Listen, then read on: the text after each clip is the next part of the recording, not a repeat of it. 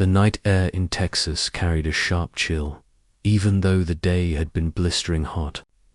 German prisoners, dusty from their journey, shuffled through the gates of a sprawling barbed wire camp. The gravel crunched beneath their boots, floodlights swept across their tired faces, and for the first time in days, no officer barked orders, just silence, and unsettling, heavy silence that pressed down harder than the guards' rifles. Many expected humiliation or starvation. Instead, they found something far stranger: waiting barracks, lined with bunks, guarded but orderly, quiet but alive. By 1945, over 370,000 German POWs were housed in the United States, spread across more than 500 camps. This camp was typical: neat rows of tar paper barracks, mess halls built from pine, water towers silhouetted against the night sky. The rules were strict, but the absence of violence startled the prisoners. In their minds, defeat meant degradation. They braced for shouted insults, for chains, for the cruelty they knew their own army inflicted on captives. Yet here, the guards simply pointed them to their quarters. "Lights out in 10 minutes," one said plainly, no malice in his voice. Inside the barracks, the men sat on bunks with their heads bowed. Some whispered about escape, others muttered curses, but most just stared into the wood grain of the floorboards, waiting. The silence became unbearable, punctuated only by the occasional cough or the creak of springs. Hunger gnawed, though the promise of breakfast loomed. For now, there was only stillness, an emptiness that fed fear. One prisoner later recalled, "We expected to be treated like animals." But there was no shouting, no beatings, only waiting. That waiting stretched into the night until something unexpected stirred above them. A faint crackle cut through the silence. Static, tinny, metallic yet deliberate. Eyes shot upward, toward the ceiling corner, where a loudspeaker hung like a forgotten object. At first, they thought it was a guard's announcement, a command about curfew or discipline. Instead, the unthinkable began. The silence of their first night was about to be shattered not by boots, not by rifles, but by a sound none of them could have imagined hearing in captivity. A sound that carried across barracks, past fences, into the night sky. That sound was music. The crackle deepened into rhythm. From the corner loudspeaker, a thin metallic trumpet blared out across the barracks, followed by the smooth glide of a trombone. Within seconds, Glenn Miller's Moonlight Serenade floated through the wooden walls. The sound was alien, sweet, almost mocking. German prisoners froze, mid-breath, staring at each other as if to confirm they weren't hallucinating. No roll call, no shouted orders, just American swing filling the night. The choice of music was not accidental. By 1943, the U.S. Army Special Services had begun wiring hundreds of POW camps with loudspeakers. The intent was practical announcements, roll calls, but officers quickly realized they could use the same network to play music. Where German soldiers expected threats, they instead received melodies. For many, this was a kind of psychological ambush. The war creeping into their minds, not with bullets, but with brass and rhythm. One prisoner later wrote, "It felt like a weapon we didn't understand. Our own officers never gave us such softness, why did the enemy?" The tune carried over bunks, through barbed wire, even into the guard towers. American sentries leaned back against sandbags, tapping boots to the beat, while their captives sat stiff, uncertain whether to allow themselves to listen. The music unsettled them, not just for its existence, but for its quality. This wasn't the scratchy sound of a broken camp radio. It was orchestral, carefully chosen, the full power of American culture pressed through thin wires. The very luxury of music became a reminder of Allied abundance. Back home, cities in Germany were reduced to rubble. In these camps, prisoners were listening to swing orchestrations backed by the best record presses in the world. For the POWs, cognitive dissonance cut deep. How could the enemy who dropped bombs on Hamburg also send Glenn Miller's brass into their wooden barracks? How could captors feed them stew in the mess hall, then serenade them at night? Nothing in Nazi indoctrination had prepared them for this paradox. As the last notes faded, silence returned, but it was no longer the same silence of fear from an hour earlier. Now it was a silence filled with questions, restless thoughts, and, for some, a reluctant tapping of toes beneath the blankets. The music had entered them, and by dawn it would become part of their daily rhythm. By morning, the strangeness became routine. Instead of the harsh bark of a German Feldwebel or the shrill call of a bugle, the prisoners woke to another broadcast.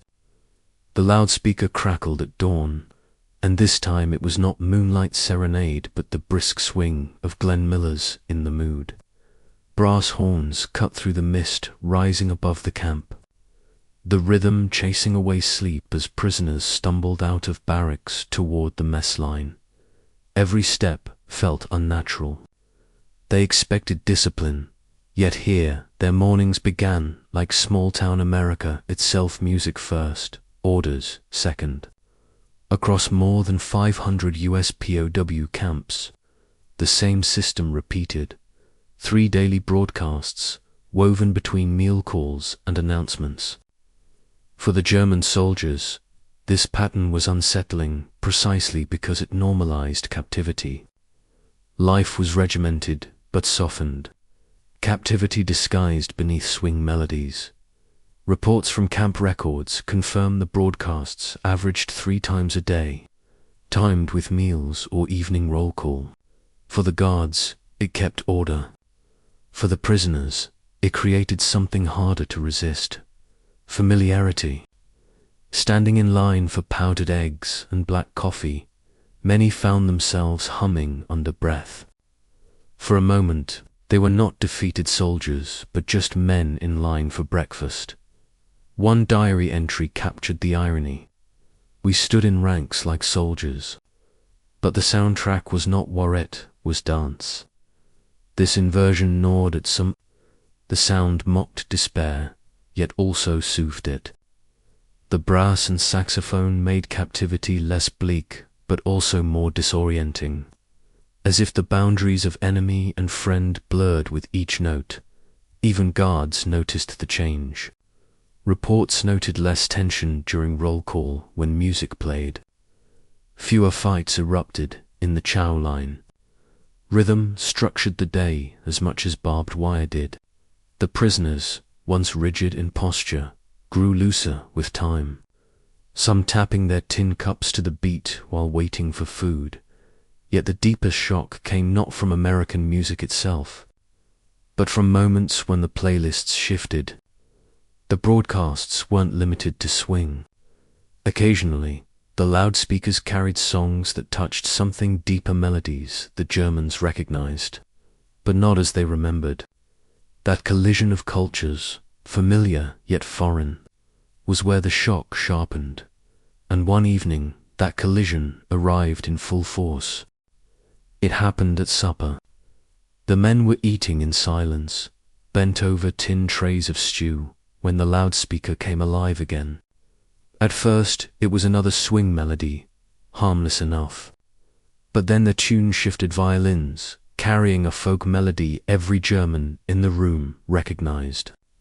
It was Lili Marleen, the soldiers' own song of longing, but not as they had ever known it. The words came in English, sung softly, almost tenderly.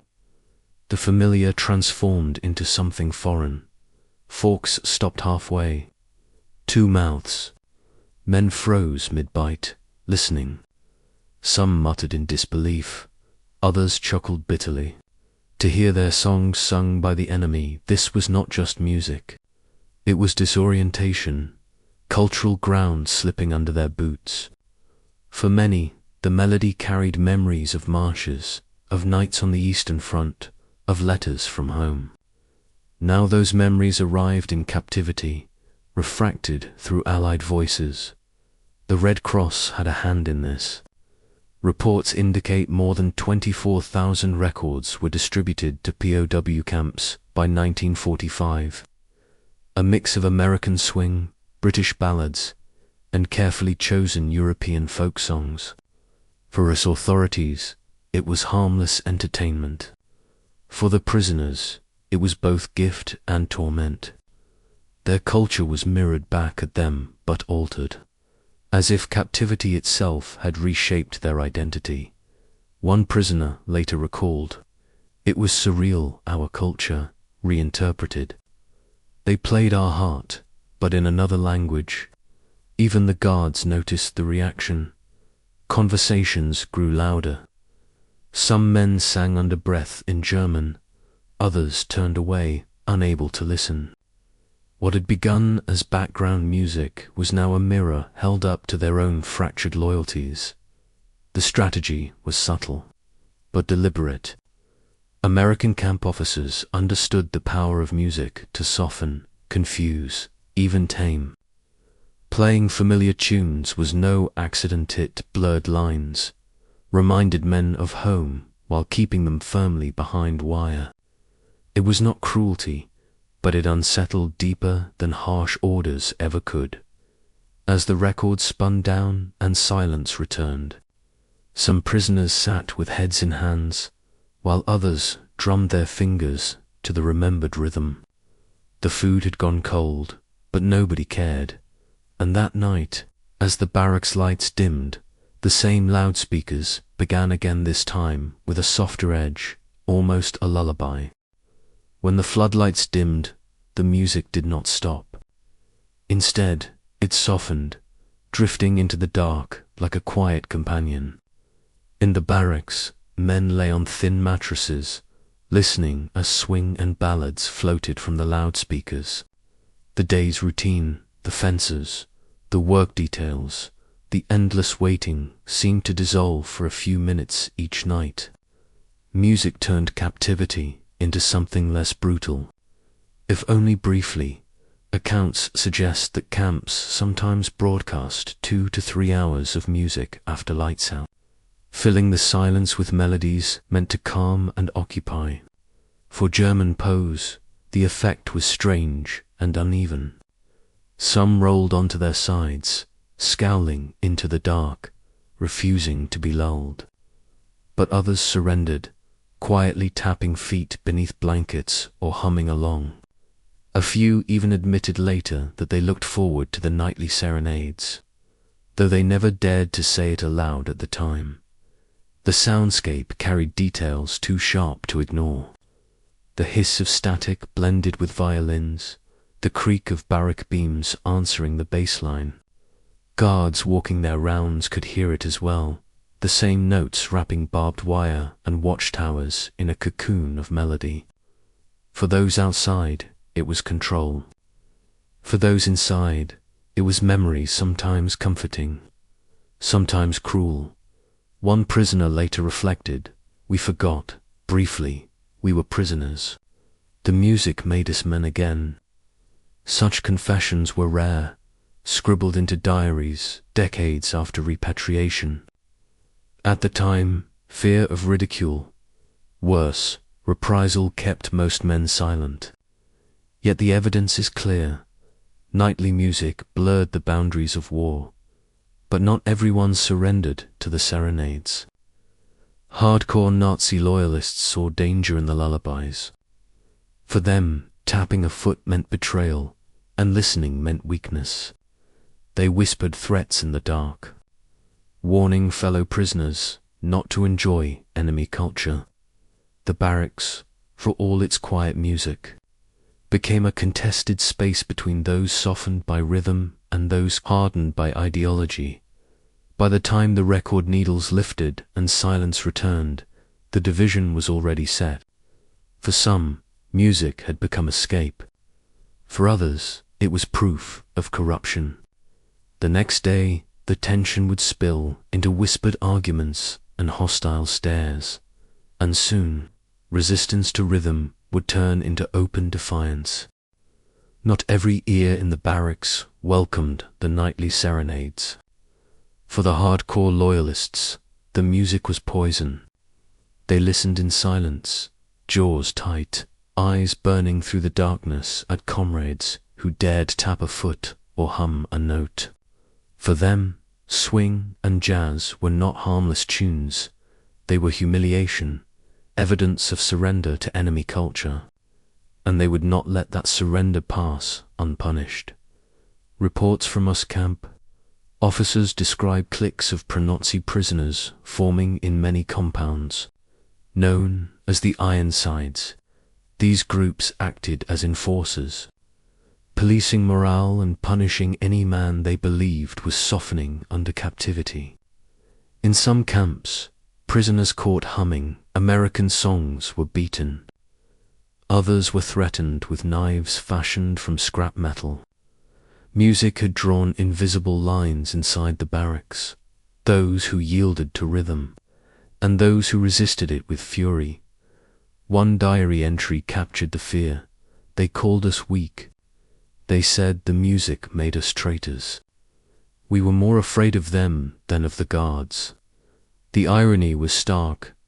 The enemy outside the fence was no longer the Americans with rifles, but fellow prisoners enforcing loyalty to a crumbling Reich. The guards, aware of these tensions, noted spikes in fights and whispered denunciations whenever broadcasts played too long. Yet they refused to stop the programs. To American officials, music was both discipline and psychological pressure. Even the anger it provoked served a purpose. It fractured solidarity, turning prisoners against one another rather than against the camp itself. The sound of resistance was as real as the music whispers, threats, the thud of fists in the dark. But still, the loudspeakers carried on, night after night, indifferent to the private battles unfolding beneath them. Some men chose silence to survive. Others quietly cherished the notes, even at risk of reprisal. By 1944, it was clear. The broadcasts had become more than background. They were a battlefield of identity. The Reich's propaganda had told these men that jazz was degenerate and that Americans were barbaric. Yet here they were, hearing swing each day, smelling stew from the mess hall, living longer and healthier than they had at the front. The contradiction gnawed at them, and that contradiction sharpened when the prisoners realized the music itself carried a message far beyond melody. By now, the prisoners understood the music wasn't random. The playlists carried intention, as deliberate as a rifle shot. Every swing number, every ballad, every folk tune translated into English had been chosen by someone, somewhere, with purpose. This wasn't just entertainment. It was strategy. Behind the wires, the U.S. Army's Special Services Division orchestrated these broadcasts. Their mission was clear: keep order, sustain morale, and use culture as a weapon. By 1944, their budget for troop and POW entertainment had reached $3.5 million, funding everything from live shows to recorded broadcasts. Music was part of a broader arsenal, a tool to remind prisoners of abundance, to contrast sharply with the deprivation and rubble of their homeland. The prisoners didn't know these numbers, but they felt the intent. A march might follow a swing number, then a sentimental ballad about love or homecoming. It was a cycle: strength, joy, nostalgia. The message beneath was unmistakably America had the resources to fight endlessly and still spare melodies for its captives. One German officer later admitted, "It was propaganda without words. They did not lecture us. They simply played." That simplicity unsettled more than speeches ever could. The men had been told Americans were crude, materialistic, incapable of subtlety. Yet here was subtlety, crafted with precision, slipping beneath defenses note by note. Even guards recognized the psychological weight. Reports mention quieter barracks after broadcasts, fewer escape attempts, calmer music succeeded where barbed wire and rifles could not hit reshaped mood, softened defiance, and planted doubt. Still, the broadcasts weren't confined to the barracks alone. The loudspeakers carried beyond the fences, spilling into the surrounding countryside. Farmers working nearby, families on porches, even children walking to school could hear the same music drifting across fields. The Americans hadn't only captured men, they had created a shared soundscape. For the prisoners, that realization was unnerving. They weren't isolated in a foreign land, they were immersed in it, surrounded by a culture that felt both alien and magnetic. Each song was a reminder that their world had shrunk to barbed wire, while life beyond it moved on, set to a soundtrack of swing and jazz. And beyond the wire, the same music reached neighbors who hadn't chosen to be part of the war at all. The music did not stop at the wire. On quiet evenings, the notes carried over fences and guard towers, drifting across open fields into nearby towns. Farmers paused at their porches, cigarette smoke curling into the air, listening to the same Glenn Miller broadcasts as the men behind barbed wire. In some camps, children walking home from school heard swing tunes echo across the countryside, as if the war had set up a strange open-air concert. Most camps were built near small farming communities, chosen for available land and distance from coasts. Yet that proximity meant civilians became unintended listeners. They heard not just announcements, but entire playlists meant for captives. For rural Americans, jazz and swing were hardly exotic, they were part of everyday life. But knowing that the same sound also rapped. German soldiers in their barracks gave the broadcasts an uncanny edge. One local resident later recalled, "You could stand outside at dusk and hear the prisoners' music like it was playing from your own porch." For families whose sons fought overseas, the irony was sharp. The same rhythms that cheered their dancers now soothed the very men who had faced them in battle to the prisoners. This overlap deepened the strangeness. They imagined Americans beyond the wire tapping their feet, living ordinary lives to the same soundtrack. It dissolved barriers, if only in sound. At night, lying awake, some whispered about what those lives must look like: warm houses, full kitchens, radios that belonged to families, not captors. The music was no longer confined. It belonged to both sides of the fence. Statistics reinforced the scale. By late 1945, over 370,000 German POWs lived across dozens of states, often within earshot of towns whose residents shared their soundscape. The same Glenn Miller or Bing Crosby tune that marked bedtime in barracks also spilled into American living rooms through open windows. The cultural overlap unsettled prisoners most of all. Their indoctrination had painted America as soulless, mechanized, incapable of depth. Yet here, they heard continuity in entire country. From guards to farmers, living in rhythm with music Germany had tried to ban, and it forced a question. If even the neighbors outside the fence lived with such abundance, what did that mean for the Reich they had left behind? That question sharpened when the prisoners confronted America's material culture: radios, jukeboxes, electricity abundance, woven into daily camp life. The first time prisoners saw the camp canteen, they stopped in disbelief. On one side stood wooden tables, a counter with coffee urns, and shelves stacked with books. But against the wall sat something more shocking than any rifle or guard tower, a gleaming jukebox. Polished chrome catching the light, its colored glass glowing faintly. With a single coin from the guards, it came alive, spilling swing and country tunes into the room. 4 men from bombed-out German cities. It looked less like a machine than a portal to another world. America's wealth was not abstract here. It hummed in electricity, whirred in fans, clicked in the jukebox's selector arm. Reports showed that by 1945, the United States had produced over 100,000 jukeboxes, a symbol of civilian abundance even during wartime. For German POWs, raised on scarcity and propaganda about Allied collapse, the sight alone was disorienting. Their captors could spare jukeboxes for prisoners, while Germany rationed bread in letters smuggled back home. Men described this contrast with unease.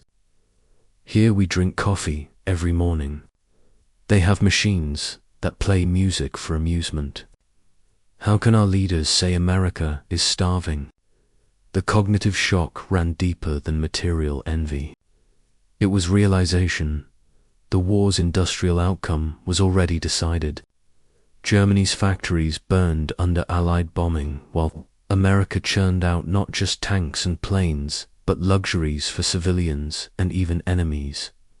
Inside the canteen, guards sometimes dropped coins, letting Bing Crosby croon, "I'll be seeing you."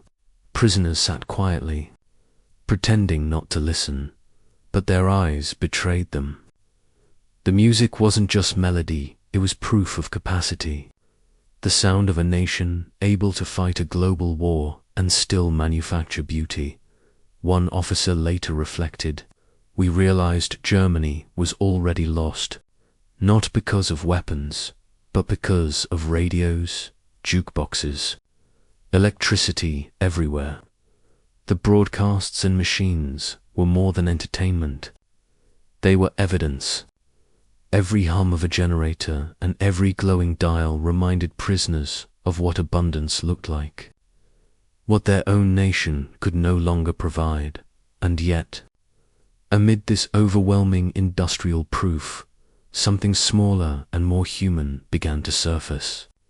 Music wasn't only propaganda or power, it became a bridge, a point of connection between captors and captives. That bridge revealed itself in moments of quiet redemption. It happened quietly, without orders, without strategy. A guard leaned against the barrack wall during a warm evening, humming along as the loudspeaker spun out a familiar tune. To his surprise, one of the prisoners joined in softly, cautiously, and the same melody. The voices didn't clash. They blended. For a fleeting moment, the boundaries of barbed wire dissolved into harmony. Diaries from former POWs record these unlikely encounters. Some guards carried harmonicas, strumming tunes during downtime. Prisoners, many of whom had grown up with music as part of village life, couldn't resist adding a verse or tapping rhythm on tin cups. The camp, meant to enforce silence and separation, occasionally became a stage for shared songs. Statistics back the scale of these small transformations. A survey in 1946 noted that over half of German POWs repatriated from the US reported positive interactions with American guards, often citing music, food, or sports as the bridge. Music was not only propaganded, it was a language without borders, an equalizer between men who weeks earlier would have faced each other with rifles. One prisoner later recalled, "We were enemies, but the song made us human." Such reflections revealed the subtle power of melody. Where speeches failed, music slipped beneath suspicion. It reminded both sides of shared humanity, longing for home, memories of youth, hope for survival. The shift was not universal. Hardcore loyalists still frowned, still muttered accusations of weakness. But cracks spread in their authority, as more prisoners experienced kindness through something as simple as a shared tune. Blind obedience to ideology eroded. Music became evidence that life beyond the Reich's narrative existed, and that it could be gentler. Even American guards felt the impact. Some wrote home that they saw the enemy differently after hearing familiar folk songs sung by prisoners. For a few, empathy took root. Behind the uniforms, they heard fathers, sons, and brothers, all trapped by a war bigger than them. By the end of captivity, these redemptive moments had layered into memory. When prisoners returned home, they carried not only stories of barbed wire and rations, but also of melodies that blurred lines, of nights when songs united instead of divided, and decades later, those memories would still echo, proving that, of all the sounds of war, the music was the one that stayed. When the war ended and barbed wire gates finally opened, the men carried little with them. Most had no possessions, no photographs, only a few worn letters. Yet many carried something intangible. The music. On ships bound back to Germany, some whistled Glenn Miller, others softly hummed Bing Crosby ballads they had first heard through crackling camp loudspeakers. For decades after, these melodies resurfaced. Oral histories from the 1980s reveal former posts recalling not the rattle of chains or the sting of hunger, but the sound of swing at night. Interviews conducted in West Germany documented prisoners teaching their children American songs, passing down melodies that once marked captivity. What had begun as a strategy of control became, in memory, a bridge. One ex-prisoner put it simply. The war ended, but the music followed us. The irony was stark. They had entered the camps expecting brutality, humiliation, silence. Instead, they left with rhythms that outlasted ideology. For men who had been raised to see America as soulless, the experience rewired perception. Some even admitted that swing music, once labeled degenerate by the Reich, became their personal soundtrack of survival. Numbers reflect the breadth of this memory.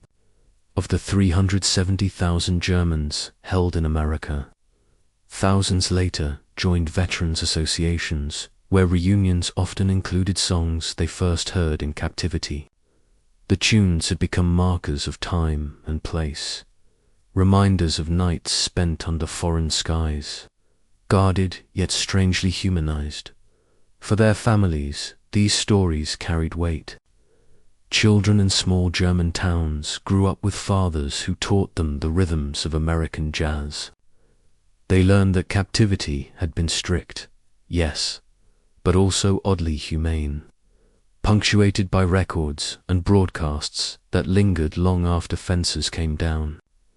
The music blurred the image of enemy and captor, leaving something harder to categorize. And in the broader memory of war, these melodies endure as proof that not all battles were fought with steel. Some were fought with violins, trumpets, and voices carried through tinny loudspeakers into the dark. For prisoners, the songs were both comfort and dissonance. For their captors, they were order and strategy. But together, they became a soundtrack of a war experienced not only in violence, but in sound. The legacy of those broadcasts is not in statistics alone, but in the echo music as an unseen front, one that never fired a shot but changed men forever.